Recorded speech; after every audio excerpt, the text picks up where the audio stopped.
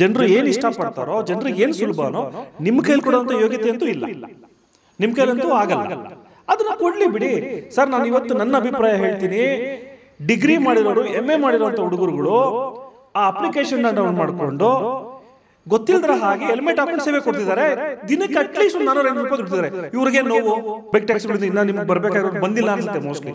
ಅದಕ್ಕಾಗಿ ಬೈಕ್ ಟ್ಯಾಕ್ಸ್ಗಳು ತೊಂದರೆ ಕೊಡ್ತಿದ್ದಾರೆ. ಮೀಟರ್ ಯಾರು ಹಾಕ್ತಿದ್ದಾರೆ? ಮೀಟರ್ ಹಾಕಿ ಕೊಡ್ತಿದ್ರಿ ಸುಮ್ಮನೆ ಹಂಗಂದ್ರೆ ಆಟೋಗೆ, ಅದಕ್ಕೊಂದು ದುಡ್ಡು ಯಾಕೆ? ಸುಮ್ಮನೆ ಡಿಸೈನ್ಗ ಬದಲಾವಣೆ ಆಗ್ಬೇಕಂದಾಗ ಜನರೇಷನ್ ಯಾವ ರೀತಿ ಚೇಂಜ್ ಆಗುತ್ತೋ ನಾವು ಅದ್ರ ರೀತಿ ಚೇಂಜ್ ಮಾಡ್ಕೊಂಡು ಕಾನೂನುಗಳನ್ನ ಚೇಂಜ್ ಮಾಡ್ತಾ ಹೋಗ್ತೀವಿ. ಖಂಡಿತವಾಗ್ಲೂ. ಮತ್ತೇನು ಸ್ನೇಹಿತರೆ, ನೀವೇನು ನೋಡ್ತಾ ಇದ್ರಿ ಇಷ್ಟು ದಿನ ಏನು 1.5 ತಿಂಗಳು ಏನು ಬೈಕ್ ಟ್ಯಾಕ್ಸಿ ಸ್ಟಾಪ್ ಆಗಿತ್ತು. ಅದಾದಮೇಲೆ ಸಡನ್ನಾಗಿ ಬೈಕ್ ಟ್ಯಾಕ್ಸಿನ ಆನ್ ಮಾಡಿಬಿಡ್ತಾರೆ. ಎಲ್ಲರೂ ಕೂಡ ರೈಡ್ನ ಮಾಡ್ತಾಯಿದ್ರು. ಅದೇ ರೀತಿ ಕಸ್ಟಮರ್ ಆಗಿರ್ಬೋದು ಅಥವಾ ರ್ಯಾಪಿಡೋ ಅಥವಾ ಯಾವುದಾದ್ರು ಕಂಪ್ನಿನ ಅಂದರೆ ಬೈಕ್ ಟ್ಯಾಕ್ಸಿಲಿ ರನ್ ಮಾಡೋರು ಓಡಿಸ್ತಾಯಿದ್ರು. ಬಟ್ ಏನಾಗ್ತಾಯಿತ್ತು ಅಂದರೆ ಈಗ ಯಾವುದೇ ರೀತಿ ಸ್ಟೇ ಬಂದಿಲ್ಲ ಅಥವಾ ಬೈಕ್ ಟ್ಯಾಕ್ಸಿಗೆ ಪರ್ಮಿಷನ್ ಕೊಟ್ಟಿಲ್ಲ ಅನ್ನೋ ಒಂದು ಮಾತು ಕೂಡ ಕೇಳಿ ಬರ್ತಾ ಇದೆ. ಅದ್ರ ಬಗ್ಗೆ ಮಾತಾಡೋಕ್ಕೆ ನಮ್ಮ ಜೊತೆ ಅಡ್ವೊಕೇಟ್ ಲೋಹಿತ್ ಅವರಿದ್ದಾರೆ. ಸರ್ ನಮಸ್ತೆ. ನಮಸ್ಕಾರ ಸರ್. ನಿಮಗೆ ಗೊತ್ತಿರೋ ಪ್ರಕಾರ ಏನಾಯಿತು ಸರ್? ನಿನ್ನೆ ಒಂದು ಹಿಯರಿಂಗ್ ಇತ್ತು ಅಂತ ಹೇಳಿದರು, ಅದ್ರ ಬಗ್ಗೆ ಏನು ಅನಿಸ್ತು ಸರ್? ಕೋರ್ಟ್ನಲ್ಲಿ ನ್ಯಾಯಾಲಯದಲ್ಲಿ ನಾನು ಇರಲಿಲ್ಲ.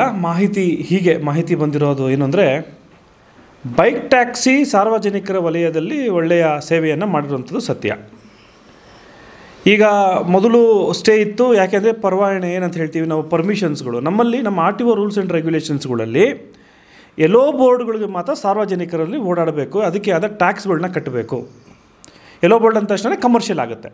ಅದು ನಿಮಗೆ ಬೇರೆ ರಾಜ್ಯಕ್ಕೆ ಹೋಗೋವಂಥದ್ದು ಮತ್ತು ಇನ್ಶೂರೆನ್ಸ್ ಕವರ್ ಆಗುವಂಥದ್ದು, ಅದನ್ನ ಓಡಿಸೋರಿಗೆ ಬ್ಯಾಡ್ಜ್ ಬೇರೆ, ಈ ರೀತಿಯಾಗಿ ಎಲ್ಲವೂ ಕೂಡ ಕಾನೂನುಗಳಿದ್ದಾವೆ.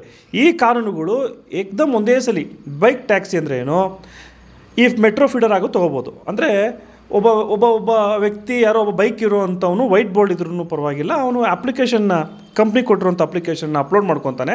ಯಾರಿಗೆ ಬೇಕು ಡ್ರಾಪ್ ಮಾಡಬೇಕು ಅಂದರೆ 25 ರೂಪಾಯಿ 30 ರೂಪಾಯಿಗೆ ಆ ಜಾಗವನ್ನು ತಲುಪೋ ರೀತಿ ಆಯಿತು. ಸೊ ಅದು ಯಾವಾಗ ಒಂದು ಹೈ ಲೆವೆಲ್ಗೆ ಹೋಯಿತು, ಸೊ ಹಾಗಾಗಿ ಸರ್ಕಾರನೂ ಕೂಡ ಅದಕ್ಕೊಂದು ತಡೆ ಆಜ್ಞೆಯನ್ನು ತಂತು. ಅಂದರೆ ನಾವು ಪರವಾನಗಿ ಇಲ್ಲ, ಪರ್ಮಿಷನ್ನೇ ಇಲ್ಲ, ಅಂದರೆ ಬರಬೇಕಾಗಿರೋ ಟ್ಯಾಕ್ಸ್ಗಳು ಸರಿಯಾಗಿ ಬರ್ತಾ ಇಲ್ಲ. ಏನೋ ಪಿಲೋನ್ ರೈಡರ್ ಅಂತ ಹೇಳ್ತೀವಿ, ಹಿಂದ್ಗಡೆ ಕುಂತ್ಕೊಂಡು ಓಡೋವಂಥ ರೈಡರ್ ಅಂತ ಹೇಳ್ತಾರೆ. ಆತನಿಗೆ ಏನಾದ್ರು ಆಕ್ಸಿಡೆಂಟ್ ಆದರೆ ಅಂದರೆ ಇನ್ಶೂರೆನ್ಸ್ ಯಾವ ರೀತಿ ಕವರ್ ಆಗುತ್ತೆ, ಇದು ಎಲ್ಲೋ ಬೋರ್ಡ್ ಆಗಲ್ಲ, ಈ ರೀತಿಯಾಗಿ ಎಲ್ಲವೂ ಕಾಂಪ್ಲಿಕೇಶನ್ಸ್ಗಳು ಬಂತು.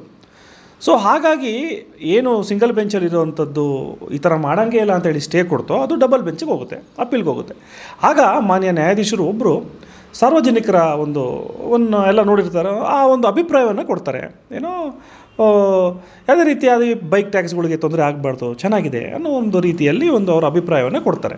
ಯಾವುದೂ ಕೂಡ ಅವ್ನ ರೆಕಾರ್ಡ್ಸಲ್ಲಿ ಬಂದಿಲ್ಲ ಅಂದ್ರೂ ಕೂಡ ಓಪನ್ ಕೋರ್ಟಲ್ಲಿ ಆಗಿರುವಂಥದ್ದು ಅಂತ ಹೇಳ್ತಾರೆ.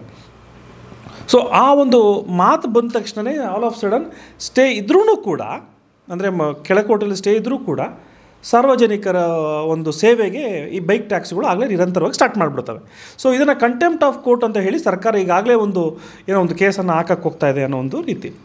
ಸೊ ನಾನು ಹೇಳುವಂಥದ್ದು, ಇವೆಲ್ಲ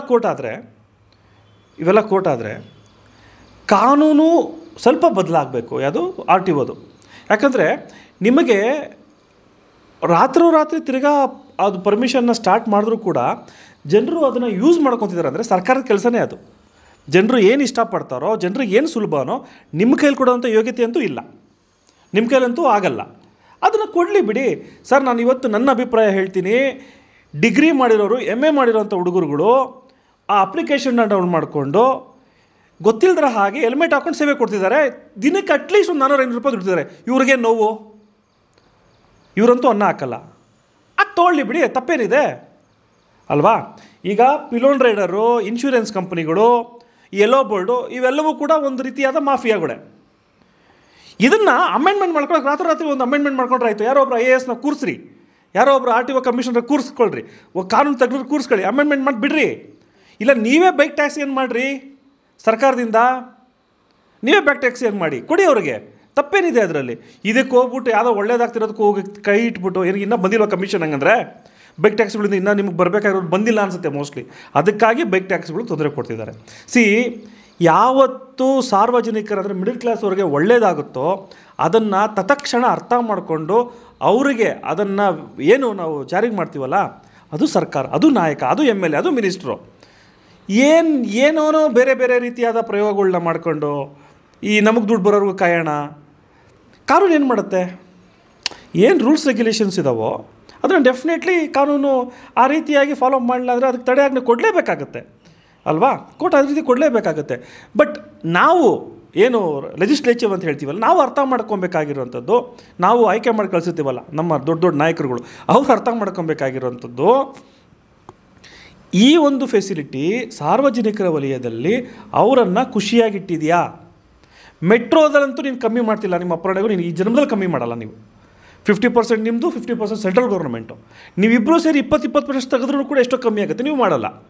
ಅಟ್ಲೀಸ್ಟ್ ಆ ಮೆಟ್ರೋ ಸ್ಟೇಷನ್ಗೆ ಹೋಗೋಕ್ಕಾದರೂ ಕೂಡ ಆಫೀಸ್ನಿಂದ ಬೈಕ್ ಟ್ಯಾಕ್ಸಿಲಿ ಹೋಗ್ತೀರಿ. ಹಾಗಾದರೆ ಇನ್ನೊಂದು ನಾನು ಕೇಳ್ತೀನಪ್ಪ, ಇದೊಂದು ಪ್ರಶ್ನೆ, ಆಟೋದವರು ಯಾರು ಮೀಟ್ರ್ ಇವತ್ತು ಯೂಸ್ ಮಾಡ್ತಿದ್ದಾರೆ? ಓಲಾ ಕ್ಯಾಬ್ ಅವರು, ಆ ಓಲಾ ಊಬರ್ನೇ ಆ ಮೊಬೈಲ್ನ ಯೂಸ್ ಮಾಡ್ತಾರೆ. ಮೀಟ್ರ್ ಯಾರು ಹಾಕ್ತಿದ್ದಾರೆ? ಮೀಟ್ರ್ ಹಾಕಿ ಕೊಡ್ತಿದ್ದೀರಿ ಸುಮ್ಮನೆ ಹಂಗಾದ್ರೆ ಆಟೋಗೆ? ಅದಕ್ಕೊಂದು ದುಡ್ಡು ಯಾಕೆ? ಸುಮ್ಮನೆ ಡಿಸೈನ್ಗಾ? ಅದೊಂದು ಓಲ್ಡ್ ಸ್ಟೈಲ್ಗಾ? ಯಾರೂ ಕೂಡ ನಾನು ಅಂದ್ಕೊಂಡಿರೋ ಪಟ್ಟಂಗೆ 80% ಆಟೋ ಚಾಲಕರು ಇವತ್ತು ಮೀಟರನ್ನು ಯೂಸ್ ಮಾಡ್ತಾ ಇಲ್ಲ. ಎಲ್ಲರೂ ಯೂಸ್ ಮಾಡ್ತಿರೋಂಥದ್ದು ಓಲಾ ಊಬರ್ ಅಪ್ಲಿಕೇಶನ್ನ. ಅದಕ್ಕೆ ಪರವಾನಗಿ ಇದೆಯಾ? ಅದಕ್ಕೆ ಪರ್ಮಿಷನ್ ಇದೆಯಾ?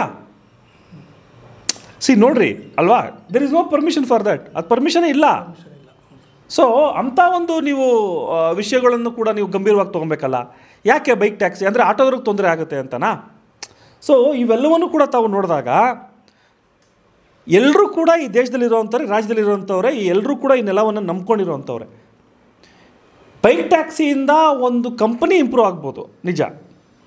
ಆ ಯೋಗ್ಯತೆ ಸರ್ಕಾರಕ್ಕೆ ಇದ್ದಿದ್ರೆ ಕಂಪ್ನಿ ಯಾಕೆ ಬರ್ತಿತ್ತು? ಇವತ್ತು ಇಲ್ವಾ ಯೋಗ್ಯತೆ? ನೀವೇ ಸ್ಟಾರ್ಟ್ ಮಾಡಿ, ಇಂಡಿವಿಜುವಲ್ ಸ್ಟಾರ್ಟ್ ಮಾಡಿ. ಒಂದು ಮೊಬೈಲ್ ಅಪ್ಲಿಕೇಶನ್ ಮಾಡೋ ಯೋಗ್ಯತೆ ನಿಮ್ಮ ಸರ್ಕಾರಕ್ಕಿಲ್ವಾ? ಫಾರಿನವರೇ ಬರಬೇಕಾ? ಅಥವಾ ಇಲ್ಲಿ ಯಾರೋ ಒಬ್ಬ ವಿದ್ಯಾವಂತ ಇಂಜಿನಿಯರ್ ಮಾಡಿರ್ಬೋದು, ಬಿಡ್ರಿ, ಮಾಡಲಿ, ತಪ್ಪೇನಿದೆ?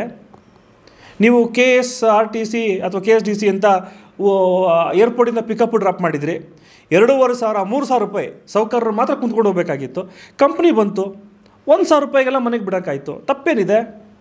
ಸೊ ಇವೆಲ್ಲವನ್ನು ನೋಡಿದಾಗ ಸರ್ಕಾರ ಇದರಲ್ಲಿ ಫೇಲ್ಯೂರ್ ಆಗಿದೆ ಸರ್. ಸರ್ಕಾರ ಇಸ್ ಅ ಡ್ಯಾಮ್ ಫೇಲ್ಯೂರ್. ಯಾವುದೇ ರೀತಿಯಾಗಿ ನೀವು ಅಮೆಂಡ್ಮೆಂಟ್ಸ್ಗಳನ್ನ ಮಾಡಲ್ಲ. ಈಗ 20 ವರ್ಷಕ್ಕೊಂದ್ಸಲಿ ಅಥವಾ 15 ವರ್ಷಕ್ಕೊಂದ್ಸಲಿ ಕಾನೂನು ಬದಲಾವಣೆ ಆಗಬೇಕು. ಮೊದಲು ನಾನು ಒಬ್ಬ ಲಾಯರ್ ಆಗಿ ಕೋರ್ಟ್ನಲ್ಲಿ ಇದ್ದಾಗ ನಾವೇನು ಮಾಡ್ತಿದ್ವಿ, ಕೇಸ್ ಮುಗಿದಾಗ ಸಂಜೆ ಹೊತ್ತು ಹೋಗಿ 5 ಗಂಟೆಗೆ ಡೈರಿ ತೆಗಿತಾಯಿದ್ವಿ. ಯಾವ ಕೇಸು ಯಾವ ಡೇಟ್ಗೆ ಹೋಗಿದೆ, ಯಾವ ಕೇಸು ಎಲ್ಲಿದೆ, ಏನಾಗಿದೆ, ಆರ್ಡರ್ಸ್ ಏನಾಗಿದೆ ಅಂತ. ಇವತ್ತು ನಾವು ಯಾರೂ ಕೂಡ ಡೈರಿ ನೋಡೇ ಇಲ್ಲ. ಕೋರ್ಟಲ್ಲಿ ನಮ್ಗೆ ಡೈರಿ ಇದೆ ಅಂತಲೇ ಗೊತ್ತಿಲ್ಲ. ಎಲ್ಲರೂ ಮೊಬೈಲ್ಗೆ ಟೆಕ್ನಾಲಜಿಗೆ ಬಂದುಬಿಟ್ಟಿದ್ದೀವಿ. ಎಲ್ಲ ಈ ಕೋರ್ಟ್ಸಲ್ಲಿ ನೋಡ್ತೀವಿ, ಯಾವ ಡೇಟ್ ಹೋಗಿದೆ, ಏನಾಗಿದೆ, ಏನು, ಅದಕ್ಕಿಂತ ಫಾಸ್ಟು ಅಪ್ಡೇಟ್ ಮಾಡ್ಕೊತೀವಿ. ಆಫೀಸ್ಗಳಲ್ಲಿ ಡೈರಿ ಅಂತ ಇರ್ತಿದ್ವಿ, ಇವಾಗ ಅದೂ ಇಲ್ಲ, ಎಲ್ಲ ಟೆಕ್ನಾಲಜಿ ಆಗಿಬಿಟ್ಟಿದೆ. ಇವತ್ತು ಹೈಕೋರ್ಟ್ನಲ್ಲಿ ಎಷ್ಟೋ ಜನ ವಕೀಲರುಗಳು ಎಲ್ಲ ಟ್ಯಾಬ್ಗಳನ್ನ ಯೂಸ್ ಮಾಡಿಕೊಂಡು ಅಲ್ಲಲ್ಲೇ ಅದನ್ನು ವ್ಯವಸ್ಥೆಗಳನ್ನ ಮಾಡ್ತೀವಿ. ಇವತ್ತು ನ್ಯಾಯಾಲಯದಲ್ಲೂ ಕೂಡ ನಾನು ಕೋರ್ಟ್ನಲ್ಲಿ ವಾದ ಮಾಡೋವಂಥದ್ದನ್ನ ವರ್ಚುವಲ್ ಆಫೀಸಲ್ಲಿ ಕೂತ್ಕೊಂಡು ನಾನು ಆರ್ಗ್ಯುಮೆಂಟ್ ಮಾಡ್ಕೊತಾ ಇದ್ದೀನಿ. ಇಷ್ಟು ಬದಲಾವಣೆ ಆಗಬೇಕಂದಾಗ ಜನ್ರೇಷನ್ ಯಾವ ರೀತಿ ಚೇಂಜ್ ಆಗುತ್ತೋ ನಾವು ಅದೇ ರೀತಿ ಚೇಂಜ್ ಮಾಡ್ಕೊಂಡು ಕಾನೂನುಗಳನ್ನ ಚೇಂಜ್ ಮಾಡ್ತಾ ಹೋಗ್ಬೇಕು. ಖಂಡಿತವಾಗ್ಲೂ. ಮತ್ತೇನು ಅಲ್ವಾ?